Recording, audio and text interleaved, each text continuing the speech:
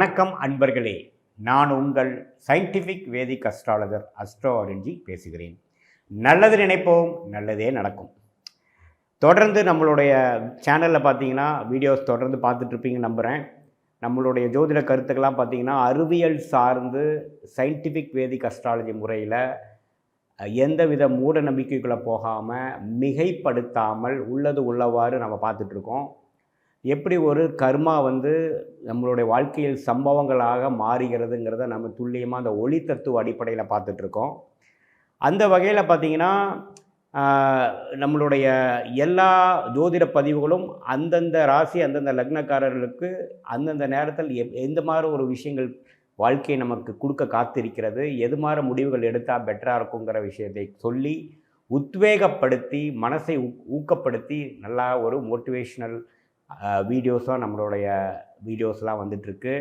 தொடர்ந்து நம்மளுடைய வீடியோஸ் பாருங்கள். புதுசாக நம்மளுடைய சேனலுக்கு ஃபஸ்ட் டைம் வரவங்க சப்ஸ்கிரைப் பண்ணுங்கள். ஸோ தட் தொடர்ந்து எங்களோட வீடியோஸ் உங்களுக்கு சேரும்.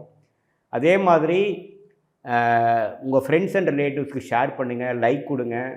இது இந்த ஜோதிட வீடியோஸை பார்த்து உங்களுடைய வாழ்க்கையின் முடிவுகளை தக்கவாறு எடுத்து பலன் பெற வேண்டும் என்பது தான் என்னுடைய வேண்டுகோள். கன்னி ராசி அன்பர்களுக்கு ஜனவரி 2024, அதாவது 2024 முதல் மாதம் எப்படி இருக்க போகுது என்று பார்க்கும் பொழுது, ஆண்டு கிரகமாகிய கேது ராசிக்குள்ளேயும், ராகு 7ஆம் இடத்திலும், குரு அஷ்டமத்திலும் அதாவது 8ஆம் இடத்தில் மறைந்தும், சனி 6ஆம் இடத்திலும் இருக்கிறார்.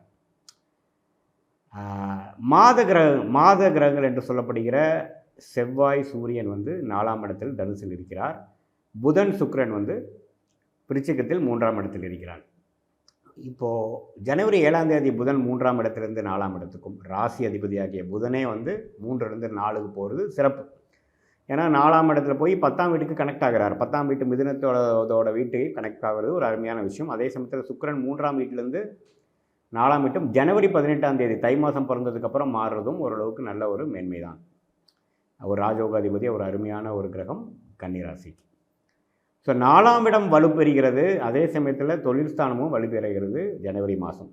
ஸோ கன்னிராசிக்காரர்கள், தொழிலதிபர்கள், வேலை செய்பவர்கள் பார்த்திங்கன்னா சில விஷயங்கள் கடந்த 2-3 மாதமாக முயற்சி செய்து கொண்டிருக்கிறேன், அதை செயலுக்கு கொண்டு வர போகிறேன், எக்ஸிக்யூட் பண்ண போகிறேங்கிற ஒரு தருணம் எதிர்பார்த்துட்ருக்கிறவங்களுக்கு ஜனவரி மாதம் ஒரு அருமையான ஒரு டைமாக வருகிறதுங்க. குறிப்பாக ஜனவரி 7ஆம் தேதிக்கு மேலே ராசி அதிபதியை 4ஆம் இடத்துக்கு போய் தொழில் ஸ்தானத்துக்கு பார்க்கும் பொழுது ஒரு நல்ல ஒரு வலு பெறுகிறது, கைகூடி வருகிறது, செயல் திறன் மேலோங்குகிறது, நினைத்ததை செய்யக்கூடிய அளவுக்கும் சந்தர்ப்ப சூழ்நிலைகள் நமக்கு ஓப்பனப் ஆகிறது. அதே சமயத்தில் ராஜயோகாதிபதி ஆகிய சுக்கிரனும் 4ஆம் இடத்துக்கு போய் 4ஆம் இடத்தை திருப்பலப்படுத்தி சுபத்துவப்படுத்தி தொழில் ஸ்தானத்தையும் நல்ல ஒரு திருட்பலத்தையும் ஸ்தான பலத்தையும் கொடுக்குறார். அந்த அடிப்படையில் பார்த்திங்கன்னா நல்ல ஒரு முயற்சி தொழிலதிபர்களுக்கும் வேலையில் இருப்பவர்களுக்கும் ஜனவரி மாதம், குறிப்பாக ஜனவரி 7ஆம் தேதிக்கு மேலே இருக்குதுங்க. அதே சமயத்தில் 4ஆம் வீட்டில் இருக்கக்கூடிய சூரியன் ஜனவரி 14ஆம் தேதிக்கு மேலே தை மாதத்துக்கு 5ஆம் வீட்டுக்கு போவதும் சிறப்பே.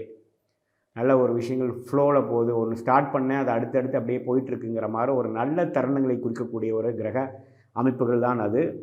செவ்வாயும் 4ஆம் இடத்தில் இருக்கிறது சில டென்ஷன்கள் கொடுத்தாலும், சில வேலை நிமித்தமாக இடம் சம்மந்தப்பட்ட விஷயங்கள், தொழில் சம்மந்தப்பட்ட விஷயங்கள் சில தொலைகள் கொடுத்தாலும், அது குருவின் பார்வையில் இருக்கிறதுனால அது பெரிய கையோங்கி மேலோங்கி போய் நம்ம கைவிட்டு போகக்கூடிய அமைப்புகள் இல்லை. ஸோ ஓரளவுக்கு நல்ல ஒரு இடம் சார்ந்த விஷயத்திலையும் தொழில் சார்ந்த விஷயத்திலும் ஒரு நல்ல முன்னேற்றத்தை கொடுக்கக்கூட ஒரு மாதமாக தான் கன்னிராசிக்காரர்கள் இருக்குது. கன்னிராசி வீட்டு அன்பர்கள், அதாவது இல்லத்தரசிகளுக்கெல்லாம் பார்த்திங்கன்னா 7ஆம் இடத்துல ராகு இருக்கிறது கொஞ்சம் கேர்ஃபுல்லாக இருக்கணும். 7ஆம் வீட்டு அதிபதியாகிய குருவும் 8ல் மறைஞ்சிருக்கார். ஸோ கருத்து வேறுபாடுகள் அது மாதிரி விஷயங்கள்லாம் கொஞ்சம் மேலோங்கும். பெண்ணாக இருந்தால் கணவரும், கணவனாக இருந்தால் ஆணாக இருந்தால் மனைவிக்கிட்டையும் கொஞ்சம் அட்ஜஸ்ட் பண்ணி போகக்கூடிய விஷயங்கள் இருக்குது. எதிர்பாலினத்தோட கொஞ்சம் பார்த்து பழகணும். 7ஆம் இடத்துலேயே ராகு இருக்கிறனால கொஞ்சம் அந்நியரோட சில தொடர்புகள் வரக்கூடும். அது சுக்கிரனும் 4ஆம் இடத்துல சுகஸ்தானத்துக்கு வரும்பொழுது செவ்வாயோடு சேரும் பொழுது சம்டைம்ஸ் கொஞ்சம் இம்பல்சிவாக, சில எமோஷ்னலாக, சென்டிமெண்டலாக சில விஷயங்கள் நீங்கள் செய்யக்கூடிய அமைப்புகள் தென்படுகிறதுங்க. நீங்கள் அந்த மாதிரி டைமில் கொஞ்சம் கேர்ஃபுல்லாக இருக்கணும். குறிப்பாக ஜனவரி 18க்கு மேலே பார்த்திங்கன்னா சுக்கிரனும் செவ்வாயும் சேருகிறார்கள். ஸோ சுக்கிரனும் செவ்வாயும் சேரும்பொழுது சுக்கிரன் என்று சொல்லப்படுகிற எதிர்பாலினத்து மேலே இருக்கக்கூடிய ஒரு ஈர்ப்பு, எண்ணங்கள்லாம் கொஞ்சம் செவ்வாய்ங்கிற ஒரு கிரகத்தின் தாக்கத்தினால் கொஞ்சம் தலைக்கு ஏறக்கூடிய அமைப்புகள் உண்டு. ஸோ அந்த டைமில் கொஞ்சம் கண்ட்ரோலாக நீங்கள் இருந்து சில பிரச்சனைகள்லேருந்து வெளியில் வரக்கூடிய பெரிய ஒரு இதில் போய் மாட்டிக்காம இருக்கக்கூடிய அமைப்புகள் நீங்கள் பார்த்துக்கணும். அது குருவின் பார்வையில் இருக்கிறதுனால பெரிய ஒரு பாதிப்பு கொடுக்காது. அதே சமயத்தில் ராசிக்குள்ளேயே கேது இருக்கிறதுனால மைண்ட் அவ்வளோ ஸ்ட்ராங்காக இருக்காது. சில கன்ஃபியூஷன் வந்துட்டு போயிட்டுருக்கும். இல்லற விஷயங்கள், தொழில் விஷயங்கள், மாணவர்களுக்கும் பார்த்திங்கன்னா கான்சன்ட்ரேஷன் இஷ்யூஸ் எல்லாம் கொடுக்கக்கூடிய அமைப்பு தான் இந்த கேது ராசிக்குள்ளே போகக்கூடிய விஷயங்கள். ஏப்ரல் மாதத்துக்கு அப்புறம் தான் குரு ராசியை பார்த்து அந்த பிரச்சனையெல்லாம் சால்வ் பண்ணி அந்த எக்ஸாம் வர டைமில் சில விஷயங்கள் கொடுக்குறாரு. பட் இப்போ இருக்கிறதெல்லாம் பார்த்திங்கன்னா அந்த டென்ஷனும் அந்த எக்ஸாம்ஸ் மாணவர்கள் பார்த்திங்கன்னா வரக்கூடிய எக்ஸாம்ஸை எதிர்பார்த்து நம்ம டென்ஷன் ஆகிற மாதிரியும் கன்ஃபியூஷன் ஆகிற மாதிரியும் வருங்காலத்தை யோசித்து இப்போ என்ன பண்ணணுங்கிறத மறந்து கொஞ்சம் நேரத்தை விரயம் பண்ணக்கூடிய அமைப்புகள் உண்டு. கொஞ்சம் மைண்டை கண்ட்ரோல் பண்ணணும். ஜனவரி 7ஆம் தேதியிலேருந்து வரக்கூடிய புதன் மாற்றம், புதன் பயிற்சி நல்ல ஒரு பயிற்சி. அந்த டைம் நல்லா யூஸ் பண்ணி ரிவைஸ் பண்ண வேண்டிய சப்ஜெக்டை ரிவைஸ் பண்ணிக்கிறது, அது மாதிரி நல்லா இந்த ஒரு கனெக்டிவிட்டியை நம்ம யூஸ் பண்ணிக்கணும். ஏன்னா ஜனவரி மாதம் பார்த்திங்கன்னா ஒரு நல்ல ஒரு அடித்தளத்தை கொடுக்கக்கூடிய, தொழில் செய்பவராக இருந்தாலும் சரி, வேலை செய்பவராக இருந்தாலும் சரி, மாணவர்களாக இருந்தாலும் சரி, இல்லத்தரசிகளாக இருந்தாலும் சரி, ஒரு நல்ல ஒரு ஃபவுண்டேஷன் மாதத்தை கொடுக்கும் மாதமாக 2024ஓட உங்களுடைய வெற்றிக்கு வேணுங்கிற ஒரு ஃபவுண்டேஷன் கொடுக்கக்கூடிய எல்லா விஷயங்களும் அமைந்து உங்கள் கையில் கொடுக்கக்கூடிய ஒரு நல்ல ஒரு தருணத்தை கொடுக்கக்கூடிய ஒரு மாதமாக ஜனவரி 2024 வருகிறது. சந்திராஷ்டமம் நாளாக பார்த்திங்கன்னா ஜனவரி 19, 20 கொஞ்சம் கேர்ஃபுல்லாக இருக்கணும்.